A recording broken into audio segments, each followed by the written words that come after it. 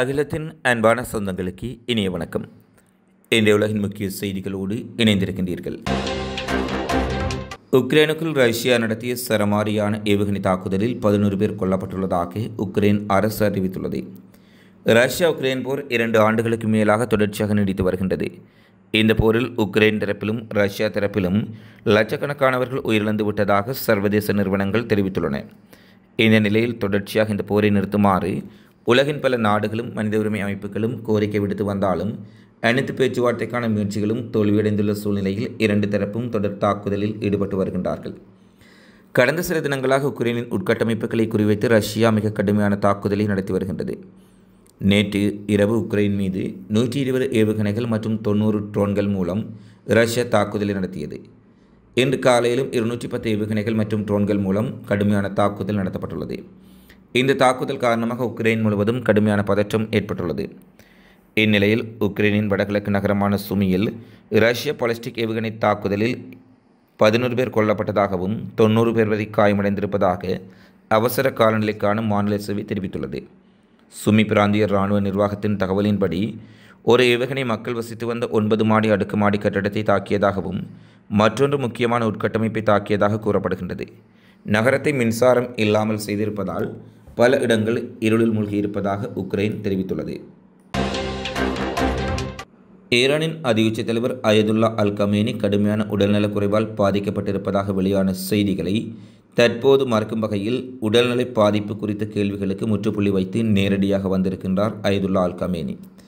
ஈரானின் உயர் தலைவராக முஜ்தபா கமேனி ரகசியமாக தேர்வு செய்யப்பட்டதாக ஈரான் இன்டர்நேஷனல் தகவல் வெளியிட்டிருந்தது. ஈரான் நாட்டின் உயர் தலைவராக இருப்பவர் அயதுல்லா அல் கமேனி 85 வயது நிரம்பும் இவர் கடுமையான உடல்நலக் குறைவு காரணமாக தற்போது உடனடியாக பதவி நிலையில் மாற்றம் ஏற்பட்டிருப்பதாகவும் அவரது 2வது மகன் முஜ்தபா கமேனி தேர்ந்தெடுக்கப்பட்டுள்ளதாகவும் அவர் விரைவில் பதவியேற்பதாகவும் செய்திகள் வெளியாகியிருந்தது. ஈரானில் நடைபெற்ற ரகசிய கூட்டத்தில் நாட்டின் உயர் தலைவராக முஜ்தபா கமேனி தேர்வு செய்யப்பட்டதாக ஒயிட் நியூஸ் செய்தி வெளியிட்டன. இந்நிலையில் இந்த செய்திகள் உலகம் முழுவதும் பரவியிருந்த சூழ்நிலையில் அல் கமேனியின் உத்தரவின் பேரில் செப்டம்பர் 26ஆம் தேதி ஈரான் நிபுணர்கள் சபை உறுப்பினர்கள் திடீர் கூட்டம் நடைபெற்றதாகவும் அதில் குறிப்பிடப்பட்டது.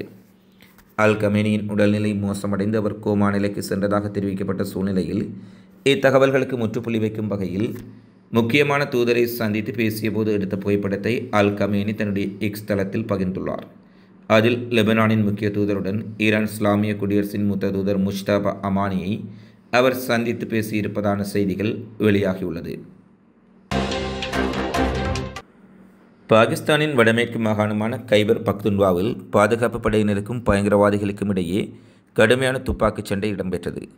இந்த சண்டையில் பாகிஸ்தான் நாட்டின் முக்கியமான இராணுவ தளபதி ஒருவரும் 6 தீவிரவாதிகளும் சுட்டுக் கொல்லப்பட்டதாக தகவல் வெளியாகியுள்ளது. ஆப்கானிஸ்தானின் எல்லையில் உள்ள கைபர் பகுதுர் மாவட்டத்தின் தீரா பள்ளத்தாக்கில் உள்ள லூர் மௌதான் பகுதியில் இந்த சம்பவம் நிகழ்ந்துள்ளது.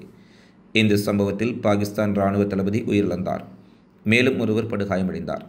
இந்த நடவடிக்கையின் போது 6 தீவிரவாதிகள் பாதுகாப்பு படைகளால் சுட்டுக் கொல்லப்பட்டார்கள். தௌரிக் இ தலிபான் பாகிஸ்தான் அமைப்பின் பாதுகாப்பு படையினரை குறிவைத்து பல தாக்குதலில் ஈடுபட்டு வருகின்றனர். ஆப்கானிஸ்தானில் உள்ள சரணாலயங்களில் இருந்து செயல்படுவதாக பாகிஸ்தான் அரசு பலமுறை குற்றம் சாட்டி வருகின்றது. 2021ஆம் ஆண்டில் காபூலில் தலிபான்கள் அரசாங்கத்தை கைப்பற்றியதிலிருந்து பாகிஸ்தானில் பயங்கரவாத சம்பவங்கள் அதிகரித்துள்ளதாக கூறப்படுகின்றது. பிலிப்பைன்ஸில் கடந்த ஒரு மாத காலத்தில் மட்டும் 6 புயல்களால் அங்கு மிகப்பெரிய அளவில் பாதிப்புகளை எதிர்கொண்டிருப்பதாக அங்கு இருக்கும் மக்கள் கவலை வெளியிட்டுள்ளார்கள். அங்கு கடந்த 4 வார காலத்தில் 6 பாரிய புயல்கள் கரையை கடந்துள்ளது. இந்நிலையில் கடைசியாக பிலிப்பைன்ஸின் கிழக்கே அமைந்துள்ள கேட்டுண்டுவான்ஸ் தீவில் மேன்கி பெபிடோ புயல் சனிக்கிழமை நள்ளிரவு கரையை கடந்துள்ளது.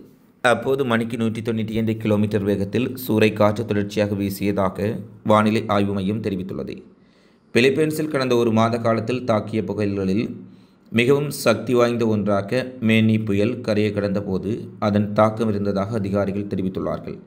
மேனி புயலால் வீசிய சூறைக்காற்று கனமழையால் நுவேவிஸ்காயா மாகாணத்தில் அம்போகியா நகரில் திங்கட்கிழமை ஏற்பட்ட நிலச்சரிவில் பல வீடுகள் தரைமட்டமானது. அதில் வீட்டிலிருந்த குழந்தைகள் உட்பட 7 பேர் உயிரிழந்துள்ளதாக தெரிவிக்கப்பட்டுள்ளது. மண்ணில் புதைந்த பலரை தேடும் பணியில் மீட்புக்குழு தொடர்ச்சியாக ஈடுபட்டுள்ளது. கடந்த மாத பிற்பகுதியில் பிலிப்பைன்ஸில் டிராமி புயல் தாக்கியதில் ஒரு மாத காலத்தில் பெய்ய வேண்டிய அளவுக்கு மழைப்பொழிவு ஒரு சில நாட்களில் பெய்து முடித்தது. இதனால் பல்வேறு நகரங்களிலும் கடும் வெள்ளப்பெருக்கு ஏற்பட்டது. குறிப்பிடத்தக்கது, இதனால் வீசிய சூறைக்காற்று கனமழை வெள்ளத்தால் பாதிக்கப்பட்டு உயிரிழந்தோர் எண்ணிக்கை 170 கடந்துள்ளது. இதனிடையே பிலிப்பைன்ஸில் தொடர்ச்சியாக நடைபெறும் வெள்ளம் புயல் போன்ற காரணத்தினால் 7 லட்சம் மக்கள் தங்களுடைய வீடுகளை விட்டு வெளியேறி நிவாரண முகாம்களில் தங்க வைக்கப்பட்டுள்ளதாக அதிகாரிகள் தெரிவித்துள்ளார்கள். சூறைக்காற்றின் பாதிப்பால் 8000 வீடுகள் சேதமடைந்துள்ள நிலையில் 100க்கும் மேற்பட்ட நகரங்களில் மின் விநியோகம் தடைப்பட்டுள்ளதாகவும் பல இடங்களில் தொலைத்தொடர்பு சேவை பாதிக்கப்பட்டுள்ளதாகவும் அங்கிருக்கும் மக்கள் கவலை வெளியிட்டுள்ளார்கள்.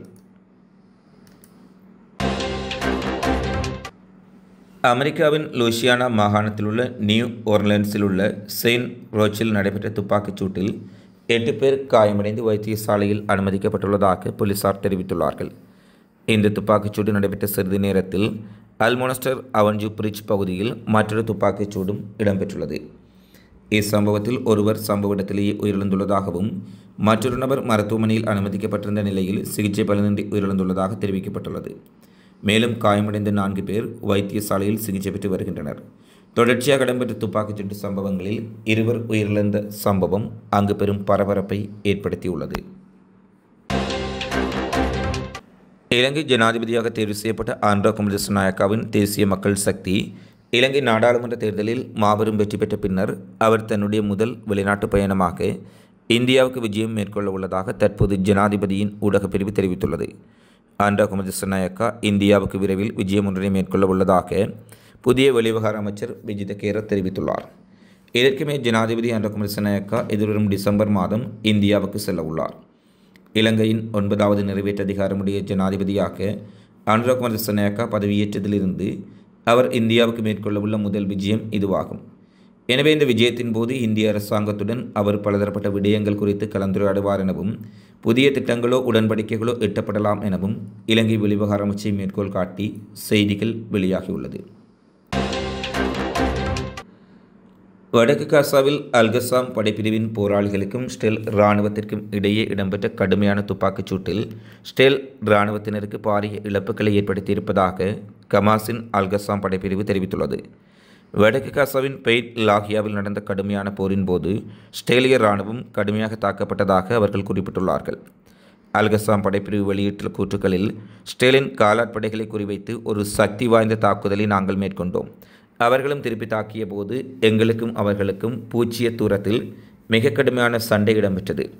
மிக கடுமையான பெய்ட் லாகியாவில் நடந்த துப்பாக்கிச் சூட்டில் ஸ்டேலிய இராணுவத்தினரில் குறைந்தது 12 பேர் உயிரிழந்ததாகவும் பலர் காயப்படுத்தப்பட்டிருப்பதாகவும் கமாஸ் படை தெரிவித்துள்ளது.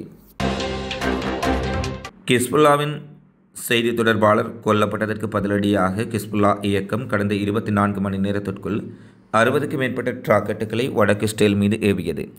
வடக்கு ஸ்டேலின் பல்வேறுபட்ட நகரங்களை நோக்கி ஏவப்பட்ட சரமாரியான தாக்குதலில் அயன்டோம்களினால் இடைமறிக்க முடியாமல் சில ஏவுகணைகள், ட்ரோன்கள் ஸ்டேலின் உட்கட்டுமானங்கள், குடியிருப்புகள் மற்றும் இராணுவ நிலைகளை தாக்கியிருப்பதாக தெரிவிக்கப்பட்டுள்ளது. இந்த தாக்குதலில் 4 பேர் வரை காயமடைந்ததாகவும் இராணுவ காவலர் ஒன்று சேதப்படுத்தப்பட்டிருப்பதாகவும் தெரிவிக்கப்பட்டுள்ளது. தொடர்ச்சியாக கிஸ்புல்லாவின் ஏவுகணை தாக்குதல் காரணமாக கிரியா சாம்னா மற்றும் எல்லை கிராமங்களில் சிவப்பு எச்சரிக்கை விடுக்கப்பட்டிருப்பதாக ஸ்டெல் இராணுவம் குறிப்பிட்டுள்ளது. இத்துடன் உலகின் இன்றைய முக்கிய செய்திகள் நிறைவடைகின்றன. தொடர்ச்சியாக உலகெங்கும் நடைபெறும் செய்திகளை உடனுக்குடன் தெரிந்து கொள்ள அகிலத்தோடு இணைந்திருங்கள். இந்த காணொலி பதிவு தொடர்பிலான உங்களது மதிப்பான கருத்துக்களை தவறாமல் கமெண்ட்ஸில் பதிவிடுங்கள் என கேட்டுக்கொண்டு மீண்டும் ஒரு காணொலியில் சந்திப்போம். நன்றி, வணக்கம்.